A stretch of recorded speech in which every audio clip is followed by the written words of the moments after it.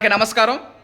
ఫిబ్రవరి 28, 2025 సంవత్సరం నెల అయిపోయింది. ఇది మార్చి నెలలో కావాల్సినటువంటి రైసు ఒక 2 రోజుల ముందుగానే మనకు కానీ చెప్తే కుటుంబ సభ్యులు కానీ, బంధువులు కానీ, స్నేహితులు కానీ, శ్రేయాభిలాషులు కానీ, రైస్ వినియోగదారులు కానీ మనం ఆడిచ్చి మిల్లింగ్ చేసి ప్యాకింగ్ చేసి ట్రాన్స్పోర్ట్ చేయడం జరుగుతుంది.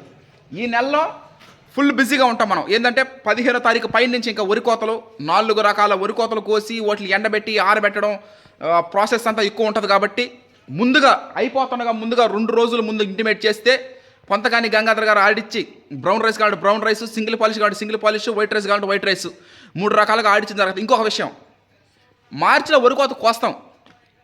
కోసిన తర్వాత మార్చ్, ఏప్రిల్, మే, జూన్ 4 నెలల పాటు వాటిని బయటికి తీసేది లేదు. కొత్త రైస్ రిలీజ్ చేసేది జూన్ 27వ తారీఖు పైనే. జూన్ 27వ తారీఖు అన్నదానం పెట్టి అమ్మగారి సంవత్సరం తర్వాత రైస్ రిలీజ్ చేయడం జరుగుతుంది. అంతవరకు పాత రైసే తినడం జరుగుతూ ఉంటుంది. Okay, thank you.